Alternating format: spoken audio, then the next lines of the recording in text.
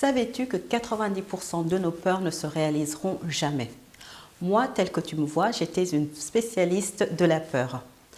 Peur du qu'en dira-t-on, peur de me tromper, peur de ne pas être à la hauteur, peur de me lancer, peur de m'exprimer, peur d'être rejetée. Bref, la peur était devenue mon second prénom. Aujourd'hui, dans cette vidéo, je t'explique les 3 raisons principales pour lesquelles nous avons peur, comment moi j'ai fait pour surmonter ces peurs et comment à ton tour tu peux le faire. C'est parti!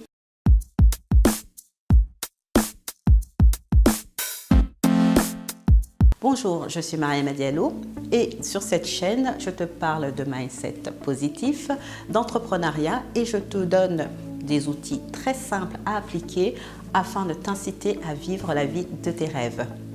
Alors, dans quelques instants, je vais t'expliquer comment faire pour vaincre tes peurs. Mais avant de le faire, je t'invite à t'abonner sur cette chaîne si ce n'est déjà fait.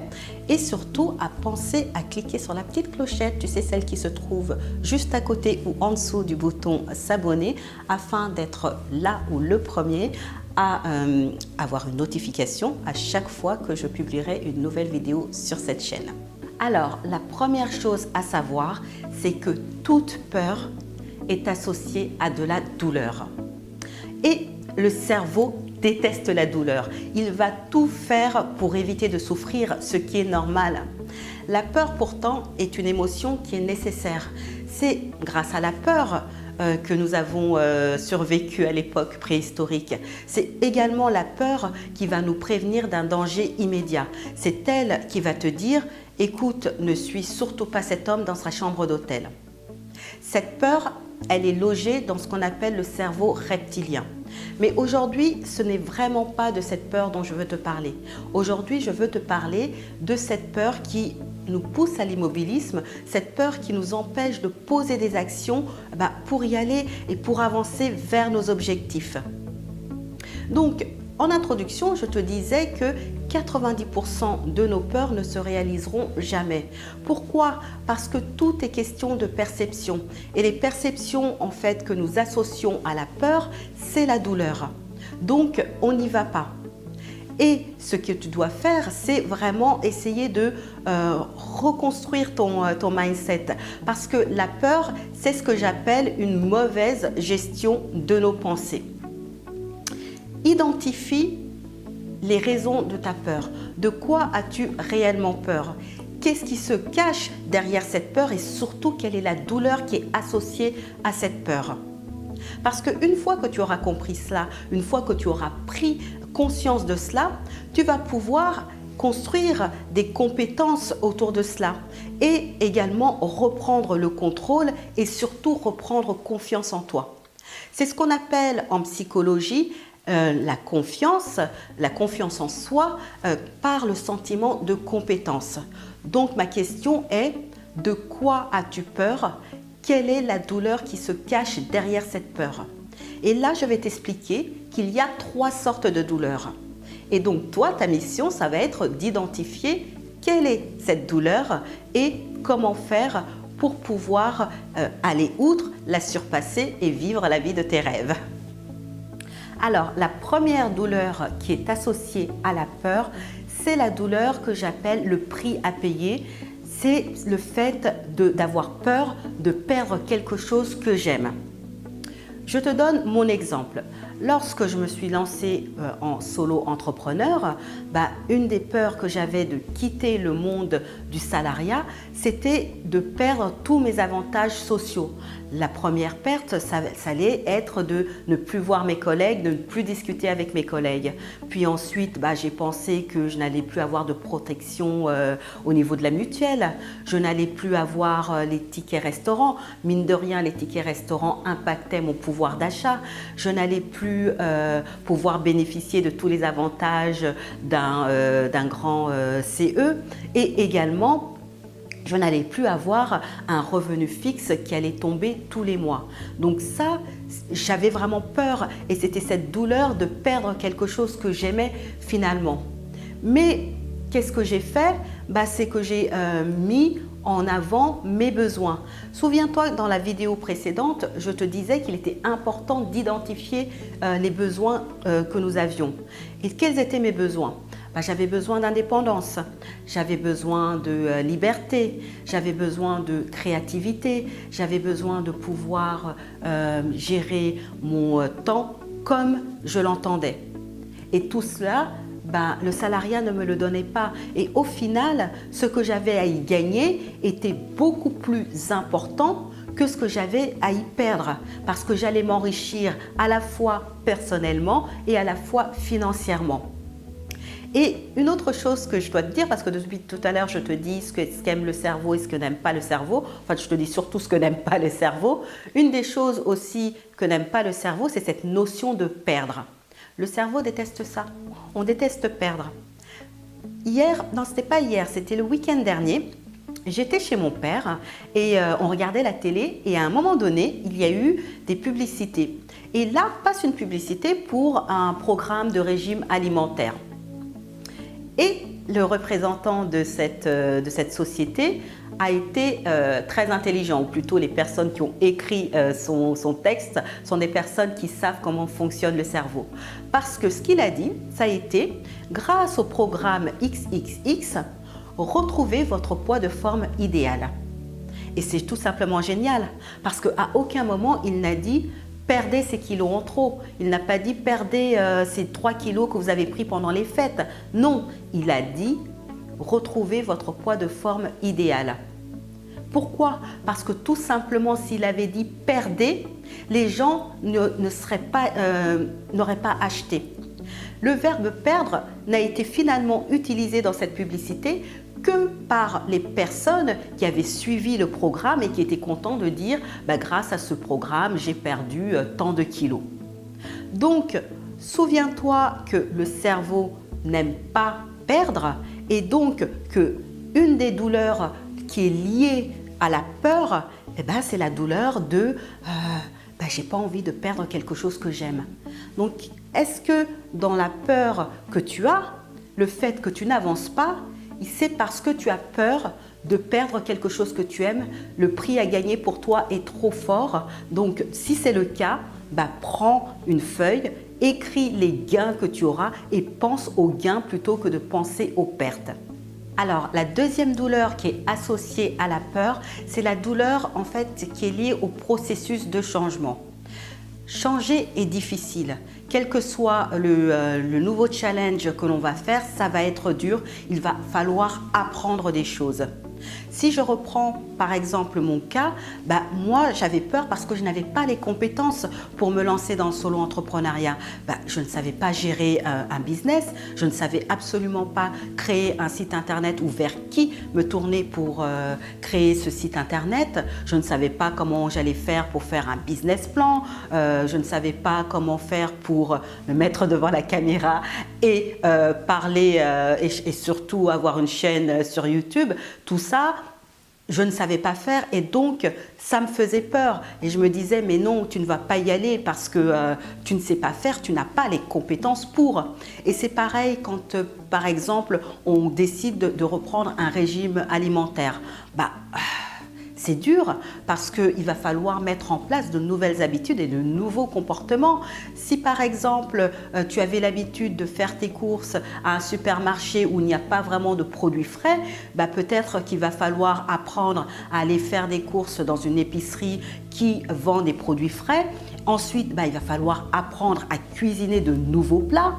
Et puis, il va falloir aller au sport et ça fait mal d'aller au sport. Tu souffres quand tu vas au sport, surtout les premières fois, les premiers jours où tu vas devoir subir ces courbatures et continuer à y aller tous les jours, peut-être pas tous les jours, mais au moins 3 fois par semaine pour que ce soit efficace. Donc, ça fait peur, ce processus de changement, ça fait peur et ça fait surtout mal et on ne veut pas y aller. Mais qu'est-ce qu'on va faire à la fois? Là, encore une fois, c'est changer son mindset. Plutôt que de penser à la douleur, c'est d'avoir une vision plus globale et de penser à après. Qu'est-ce qui va se passer après? Quels sont les gains que je vais avoir? Parce que les challenges, ont du bon. Les challenges te permettent de t'épanouir, te permettent de grandir, te permettent d'apprendre, de devenir une nouvelle personne. Donc, quand tu veux, par exemple, faire un régime, imagine la personne que tu seras après. Imagine cette personne que tu vas être, celle que tu vas pouvoir, qui va pouvoir mettre les vêtements qu'elle veut absolument mettre aujourd'hui. Et cela va faire que tu vas penser encore une fois au gain et non pas penser au processus de changement. Moi, ça a été la même chose. Ça a été de me dire, finalement, je vais apprendre de nouvelles choses. Si je ne m'étais pas lancée dans l'entrepreneuriat, je ne serais pas devant cette caméra en train de donner ces conseils. Tu ne serais pas en train de regarder cette vidéo, tu serais en train de regarder la vidéo de quelqu'un d'autre. Mais comme je suis passée au-delà du processus de changement et de cette peur du processus de changement, de cette douleur, aujourd'hui, je suis face à toi et je suis en train de te parler. Donc, quelle est la douleur associée à ce processus de changement? Qu'est-ce que tu as envie de faire mais qui te fait peur parce qu'il va falloir mettre en place de nouvelles habitudes? Écris-les et passe à l'action. La troisième et dernière douleur qui est liée à la peur, c'est celle que j'appelle finalement le risque de non-retour sur investissement. Qu'est-ce que c'est? C'est cette peur, tu sais, quand tu te dis « ouais, je veux bien y aller, allez, disons que je dépasse la peur du prix à gagner, je dépasse la peur du processus de changement. Mais qu'est-ce qui va se passer si ça ne marchait pas? Et si ça ne marchait pas? On est sur le « et si ça ne marchait pas ?»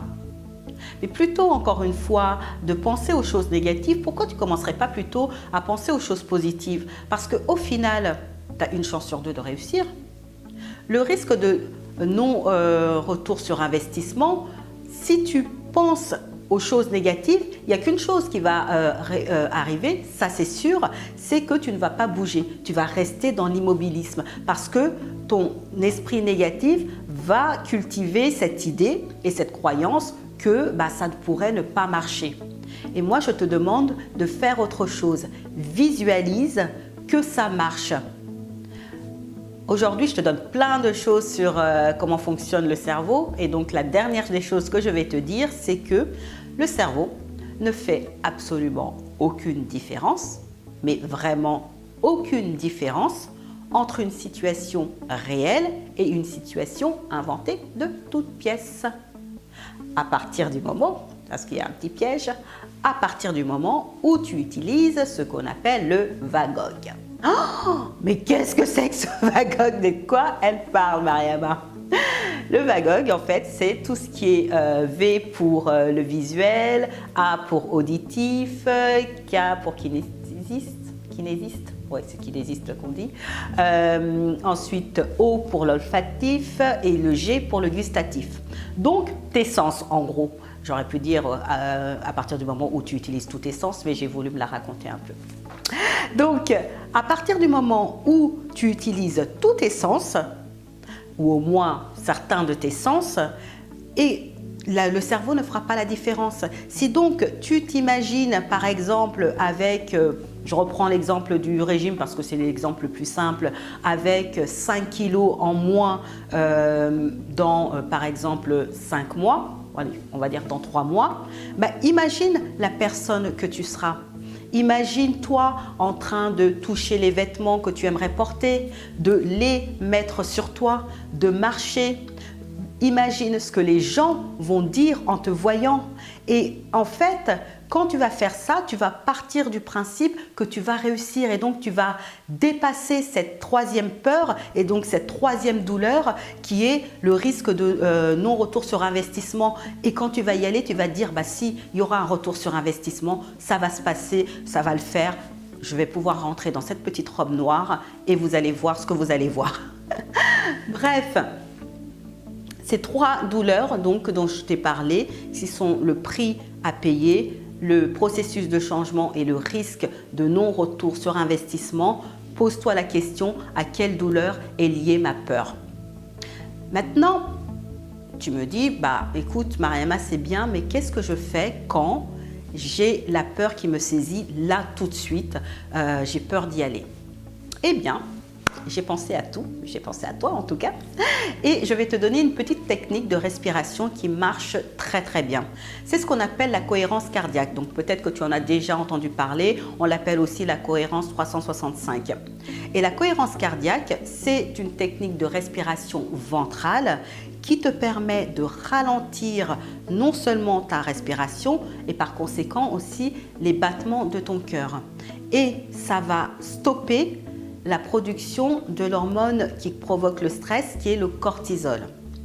Et en même temps, ça va envoyer un signal à ton cerveau pour qu'il libère tout ce qui est hormones du bien-être. Ça va être l'ocytocine, la dopamine, la sérotonine, tout ça qui vont te permettre d'être bien. Il y a énormément de vidéos sur YouTube concernant ces techniques, les exercices, etc. Ce que je vais faire, c'est que je vais mettre sous cette vidéo un lien pour un exercice de 5 minutes, c'est 5 minutes pas plus, hein, sur cette technique de respiration. Donc c'est une petite musique qui te permet en fait d'inspirer par le nez et d'expirer par la bouche. C'est très important. Quand tu es pris là présentement de stress ou de peur, utilise cette technique. C'est